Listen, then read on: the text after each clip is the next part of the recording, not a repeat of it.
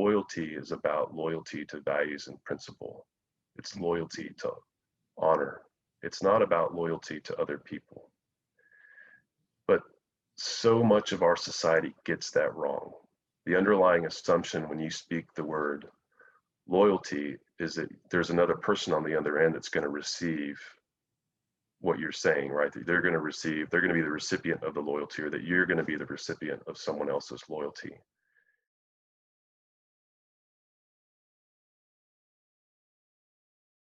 The long and short of it is I had an 89-man strong heavy weapons company in a province called Wardak, which is about the size of Connecticut. And after about 6 months, we had taken about 24 wounded, to include a couple of guys killed. And we couldn't figure out what the heck was going on, because the area that we went to or were assigned was supposed to be a peaceful area. And so when we showed up and we started to patrol in areas that had not been patrolled previously, we started to get hammered. And every time we go out on an ambush, we'd get hit. When we were back on the base, we were getting mortared or rocketed on a regular basis. After about 6 months and a couple of dozen wounded and a couple of killed, we discovered through intelligence that we had 12 spies operating on our base. Alternatively, or in parallel, rather, it set in motion a whole set of events where my command decided that what I had done was psychological torture. They initiated an investigation, removed me from command, investigated me for war crimes for psychologically torturing these confirmed spies, and really just created a really unnecessarily bigger set of circumstances. And so the long and short of it is I found myself in a legal battle for my life, facing the potential of prison time. I didn't do well with that. I mean, I questioned myself constantly in the beginning. And I really believe that if it weren't for the values that my parents and the community that I grew up in raised me with, to really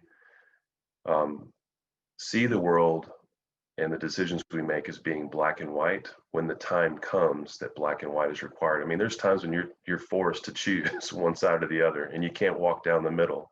It is truly a lifetime of shaping. These big decisions or these small decisions, I believe, are a lot of small decisions you make through an iterative process over the course of a lifetime or a long period of time, so that when the big decision comes, it becomes habit. There's this circle called honor and justice. And as long as you stand in that circle, honor, justice, truth, integrity, whatever, all those words for me have a duality. They're all words to describe God. God is truth. God is justice. God is loyalty. God is honor. God is integrity. Those are words that you can substitute for him. As long as you stand in that circle with me, we can be loyal to one another, because I'm going to stay loyal to all the things that are in that circle. If you step out of that circle, I might can extend my hand to try to pull you back in, but I'm not stepping out of it. You can only do that if you lead by example, even in those everyday instances or situations with them. And so it's hard, but for me, it's worth the effort, because I know what the end product is going to look like. It's such an important question. Father, what would you have me do? And then once you get that, I think the next question has to be, when would you have me do it? And how is also in there as well. Good leaders, and I try to do this in dog company. I don't know that I'd have been able to articulate it, 10 years ago like I can now, but even then I would have said, you've got to create an organization that can run on its own. And so I think you, as a good leader, you have to be, if you're leading, a team, whether it's your family or an organization, you've got to really work to seek out the enemy. And the enemy is you know, micromanagement. And micromanagement is on the other end of the spectrum, or the inverse of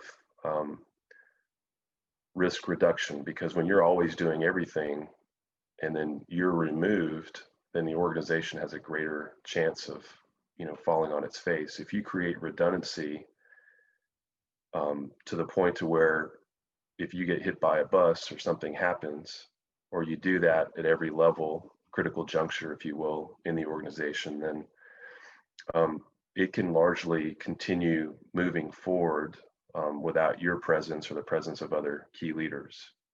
But I do take great pride in having stood my ground and you know, affecting some really positive change for soldiers and Marines that are actually on the ground doing, you know, the dirty deed of fighting for our country.